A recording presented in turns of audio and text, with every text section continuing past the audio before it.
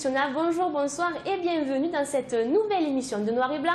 Alors vous le savez maintenant, comme chaque semaine, on se retrouve pour passer un petit peu en revue les courses du week-end passé et bien sûr pour les commenter avec nous, nos deux commentateurs fétiches et préférés, Jackie et Simeon, qu'on retrouve depuis la semaine dernière. Merci beaucoup Jackie d'être présent parmi nous. Gérard aussi, bien sûr, est là ce soir. Merci Gérard d'être là avec nous. Avec plaisir. Et Ayman Nadier, dont on a vu Ulmé, notamment, qui a été très très bon le week-end passé. Jean-Claude Blanc, merci d'être parmi nous ce soir. Et Jérémy Serrano, bien sûr, qui nous parlera d'Aigues Vives, mais également des courses qu'il a vues ce week-end. Comme ça, on aura un petit œil sur les courses qu'on n'a pas pu voir nous. Mais on passe bien sûr tout d'abord au tableau des diffusions de l'émission de Noir et Blanc. Vous le savez, la première diffusion est sur les 3 canaux le mercredi à 18 h et vous voyez en image les autres horaires de rediffusion. Et vous trouvez bien sûr tous ces horaires sur la page Facebook Noir et Blanc. Et pour commencer l'émission, on regarde bien sûr le petit sujet des abrivades monté par Romain Beaufy.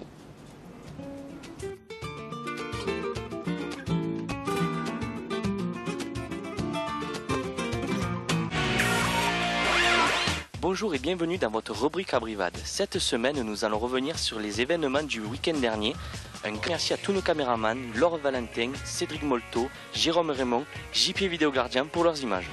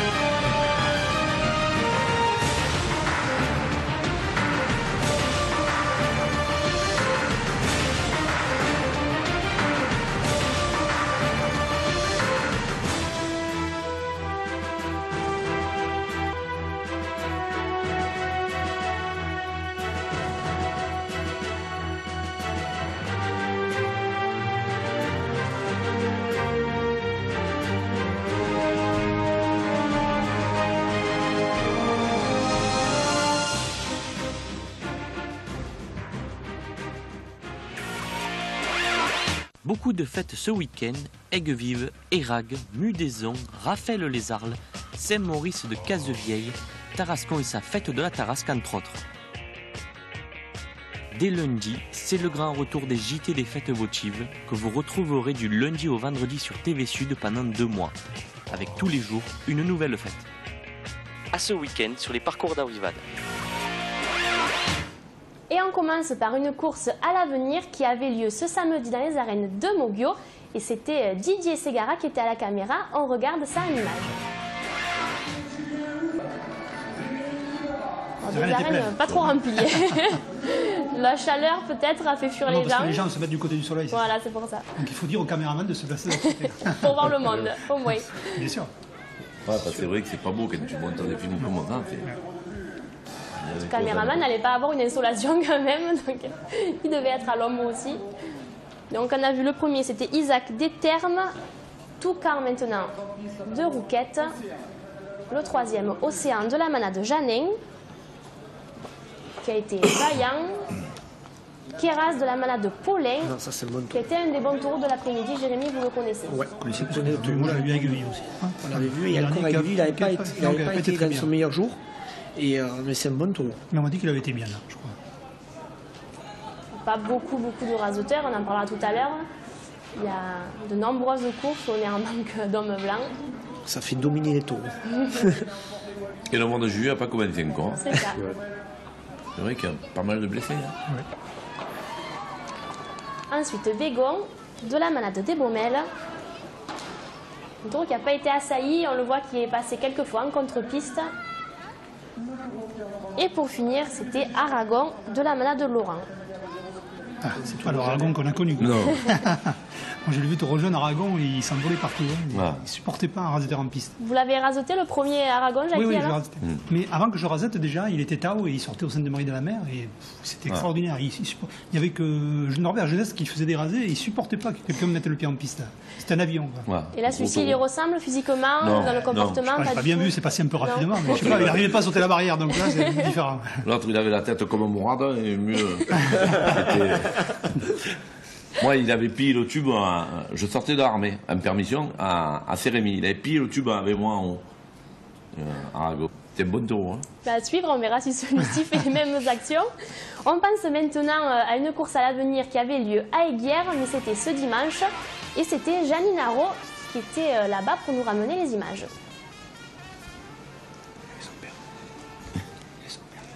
Alors là, une course aussi où il y avait que 5 raseteurs. Mais pour le coup, ça a bien raseté quand même, il y a eu du travail. Et la course est sortie pas trop mal dans l'ensemble. On voit une image Boubi de la manade de Chauvet. Mais souvent, quand il n'y a pas beaucoup de raseteurs, les taureaux dominent un peu, ils sont toujours très bien. D'ailleurs, on a souvent un mauvais jugement sur les taureaux quand il n'y a pas trop de raseteurs. Parce qu'on est surpris après quand ils sont beaucoup plus rasetés. Puis la piste, elle est bien l'ombre là-bas. Il n'y a qu'une chose, quand tu sautes, des fois tu vois le cimetière en passant. Non, mais c'est vrai. J'ai raconté une paire de fois, moi. Un jour, je saute comme un sauteur. Et tu voyais le cimetière. Ça n'a pas mis de retourner. Ça t'a coupé le moral. Et on a vu une image Gambas de Fournier. C'est maintenant Amarillo de la manade de Ribot. Un taureau qui a été très rapide, mais pas pour aller au cimetière, cette fois-ci.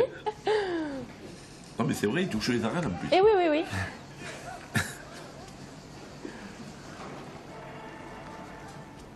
Laurent, c'est l'église. Ouais. C'est le pays de Michel Martel, ça. Eh oui. Alors, à Marie, c'est Ribot, hein? Oui, de Ribot. c'est ça.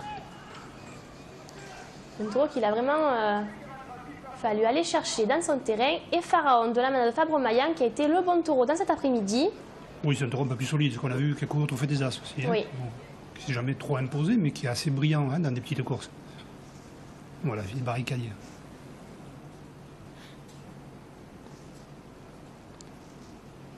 Oui, Toniati. Jean-Marc.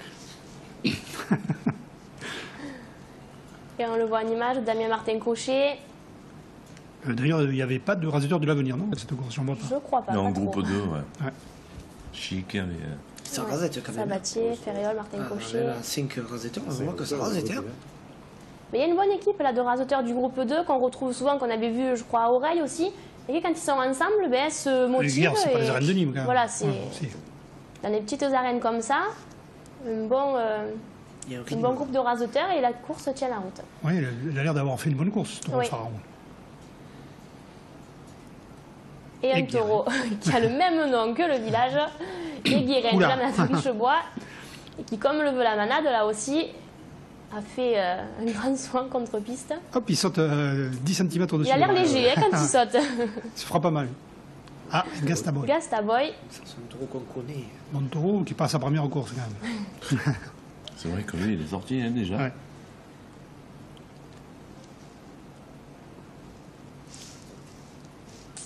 Un taureau qui finit bien chaque fois. Ah ouais, ça c'est un bon taureau. Il amène toujours ça, la vaillance, le côté un peu spectaculaire aussi. On y court un peu devant. Et... Oui, de la noblesse, là, ce taureau.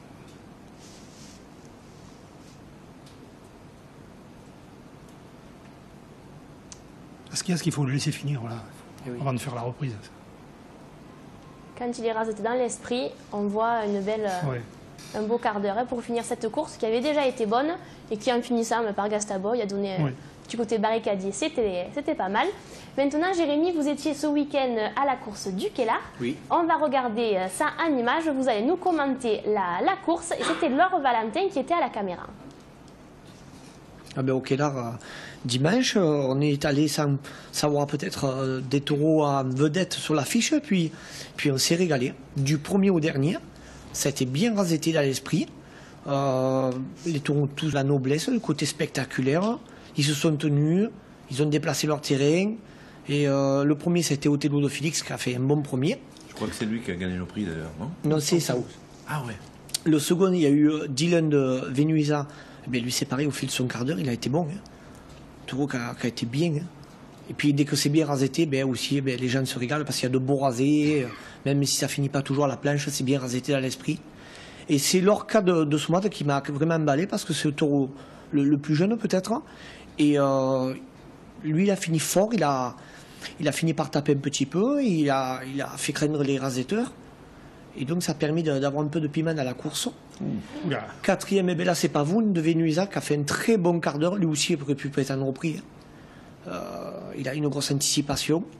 Il a fait attraper Marc Sanchez, il s'en sort bien, il est mieux. C'est un taureau qui se dépasse beaucoup, c'est ça. Oui. Le petit défaut, c'est dommage. Parce que... Et voilà, et ça, Lama Félix qui a gagné le prix. Donc ce taureau s'est chauffé, au fil de son quart d'heure, il a été bien.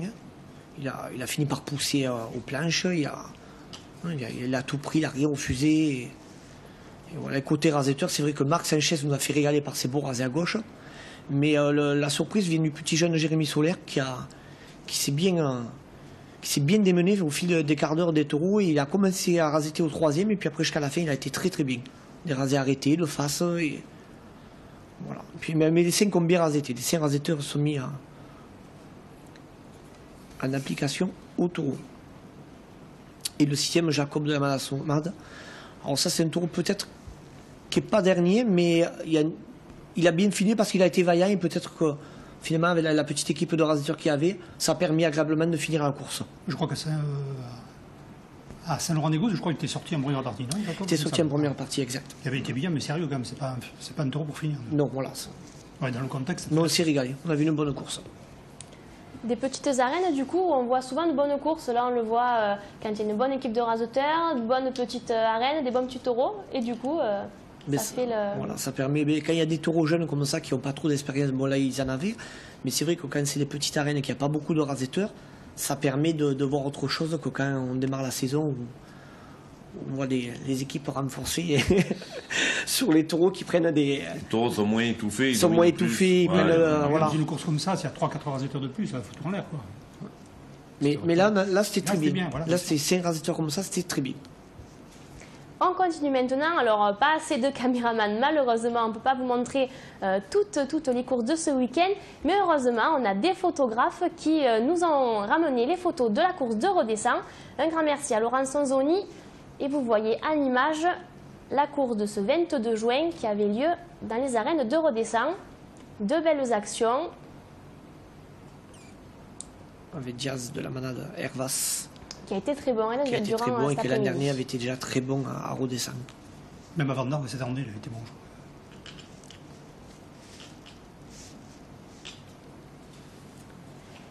Et on continue avec des courses donc qu'on n'a pas pu vous filmer, mais on a un petit résumé tout de même. Donc il y avait Cabane avec la deuxième journée de la Coupe de Provence. Là aussi, une course qui a drôlement empathie du grand nombre de blessés. Heureusement, c'est Gauthier et Sabot qui ont fait de leur mieux pour tirer la course. Ils ont fait d'ailleurs beaucoup de points. Ils ont été très présents, mais ça n'a pas suffi pour être au niveau des taureaux. À Monsanne, il y a eu la course avec Marquier qui a été très très bonne durant tout l'après-midi, qui heureusement a pris la course à son compte. Niveau taureau, c'est Muscadin de Fournier qui a été très bon, qui a pris tous les rasés avec de nombreux sauts après l'homme. Il a conservé une ficelle.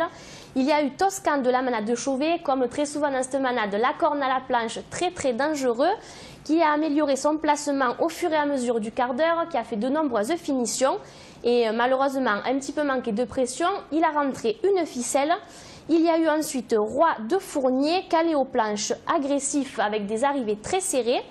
Et malheureusement, là aussi, il passe de travail. Et pour finir, ça a été Duc de la manade de Gilet, un taureau qu'on avait vu à Mouriès, qui avait fait une très très grosse envolée derrière Sofiane Rassir. Et du coup, les raseteurs ont un petit peu hésité à le raseter, même s'il a fait quand même quelques actions où les raseteurs ont réussi à y aller. Alors Jackie, ce week-end, vous étiez à Codonia. On n'a pas les images malheureusement, mais c'était la complète de la manade de Blatière-Bessac. Est-ce que vous pouvez nous faire un petit résumé de cette course? Oui, moi j'étais un peu déçu parce qu'à Saint-Laurent-des-Gousses, ils étaient très bien sortis ces taureaux, donc surtout Valespire. C'était le taureau qui avait même été sélectionné pour la finale du Printemps des Royales. Et puis moi j'ai trouvé que c'est un taureau qui se réservait, qui ne s'est pas livré, qui était toujours. Qui m'a déçu un peu. C'est dommage, j'étais allé voir exprès ce taureau et j'étais déçu et j'ai pas compris qu'à la fin on mette Carmen pour l'ensemble de la course alors que bon, Mais l'an dernier, c'était pareil. Je ne sais pas si c'est la reine qui fait que les taureaux ne peuvent pas s'exprimer, c'est peut-être trop petit. L'an dernier, ça n'a pas été très bien. Des taureaux comme ça, qui demandent peut-être une plus grande arène de place. Parce que ce n'est pas forcément tous les taureaux qui aiment les petites pistes. Et de temps en temps, Jean-Claude, ça vous arrive aussi de voir qu'un taureau ne va pas dans cette piste-là? Souvent, quand on loue des taureaux à des clubs taurins amis, on dit tu voudrais avoir ce taureau, mais je pense que chez toi il ne pourra pas faire. Bon, alors certains le comprennent, certains ne le comprennent pas, parce qu'on connaît nos taureaux, on sait que certains taureaux il leur faut des pistes rondes, d'autres taureaux il leur faut un petit peu plus de place pour qu'ils puissent s'exprimer. Et donc c'est vrai que les taureaux, la forme de la piste, il fait beaucoup sur la. Et le meilleur taureau, ça a été un vieux taureau de 12 ans, Frelon, qui a été, voilà, parce qu'il a un peu plus d'expérience. Et les taureaux jeunes, après, ils ont été bien, mais ils ont suivi un peu. Et puis, les vedettes qu'on attendait, ils ont passé un peu à côté. Bon, on regardera si les autres courses donc, de cette complète passent mieux. On va passer maintenant à un petit reportage que vous allez voir. Il y a une association qui s'appelle le Kiwanis et qui organise autour de la course camarguaise et plus particulièrement de la cocarde d'or une action un petit peu humanitaire en vendant la place de la cocarde d'or 1 € de plus et qui reverse donc ça au Kiwanis pour sauver des enfants du tétanos. On regarde en image Jacques Bargier qui est un docteur et qui est responsable de cette association. Je suis un des représentants du club de service Kiwanis Arles Camargue et nous organisons une opération dans le cadre de la cocarde d'or le 7 juillet à Arles. Nous proposons donc à la vente des places à l'espace Lupé, donc qui est un espace un petit peu présidentiel et qui sont au prix public de 29 €. Nous, le club Kiwanis Camargue, donc nous les vendons à 30 € dans un but humanitaire, c'est pour combattre le tétanos néonatal à travers le monde. Et donc pour 1 € de plus, nous allons faire donc une opération spéciale avec une boisson incluse, une affiche de la cocarde d'or, une rencontre avec le vainqueur de la cocarde d'or, et de nombreux avantages, une tombola, des trucs assez sympathiques. Donc on espère essayer de recueillir pas mal de monde pour cette opération. Et donc vous pouvez me contacter donc soit Jacques Bargier, je vous donne mon numéro de téléphone, le 04 90 47 50 14. Et effectivement, nous aurons plaisir à vous vendre ces places pour la cocarde d'or, je vous répète, le 7 juillet à 17h30 aux arènes d'Arles. C'est pour une cause humanitaire, le tétanos néonatal. Merci d'avoir pris l'attention de m'écouter. Et bien voilà, on espère que vous serez nombreux à participer à cette association, à ce mouvement, parce que c'est pour la bonne cause. On le voit souvent, la course camarguaise est un petit peu un prétexte pour mobiliser les gens. On l'a vu avec la mucoviscidose, avec Copain de minuscules. Et est-ce que ça vous touche aussi de participer des fois à des associations comme ça pour donner un peu de sa personne, Jackie ? Oui, bien sûr, quand on a la possibilité de le faire. Mais ça arrive aussi dans le football, dans le milieu sportif. Voilà, il y a beaucoup de nombreux spectacles qui essaient d'aider les gens. Voilà, Donc voilà, c'est bien aussi que la course camarguaise participe à des choses comme ça. J'espère que des gens, au lieu de prendre la place de direction, ils vont la prendre pour en donner 1 € de plus. C'est une bonne idée. Gérard, alors en plus c'est pour la cocarde d'or, un événement bien choisi peut-être parce que beaucoup de personnes veulent se rendre à cet événement si spécial qu'est la cocarde d'or. Moi je trouve que c'est bien parce que 1 €, on le dépense c'est ailleurs. Hein. Donc autant faire plaisir à des gens comme ça, comme fait Ludovic Zerti aussi qui s'occupe bien de ces gens-là. Et moi je trouve que c'est formidable. Bon, la course camarguaise, dans le passé on a eu fait, quand il y avait vraiment un radoteur embêté, blessé gravement, on a eu fait des courses bénévoles pour le sortir de là, et je pense que c'est une bonne chose. Moi, de manière, je suis pour les gens qui sont soudés, quoi. Aujourd'hui, c'est toi, demain, c'est moi. Voilà. Donc, je trouve que c'est très bien. C'est important aussi pour vous que la course camarguaise s'implique dans des causes comme celle-ci? Oui, nous, pareil, les clubs taurins s'impliquent suivant les associations pour des maladies ou quoi. Oui, même les clubs taurins s'impliquent avec les rasetteurs, souvent les manadiers, on arrive à faire quelque chose pour, bien sûr. D'ailleurs, il faut s'investir. C'était très bien passé à Moguio, il y avait une course de solidarité à Moguio, il y avait beaucoup de monde. C'est beaucoup de gens de France qui étaient venus aussi. C'était un début de saison, hein, Jackie. Ouais. Mais ouais, c'était un bon truc aussi, c'était pour un gamin. Et je crois que c'était Julien Ouf qui s'en était occupé, non? Non, Thomas Mondi. Les frères Mondi. Les frères Mondi. Ouais, des frères Mondi, je ne sais plus lequel. C'est des jumeaux, alors j'arrive. Si ça fait pour la famille. C'est pour la famille, ça peut apporter un soutien, moi je trouve que c'est bien.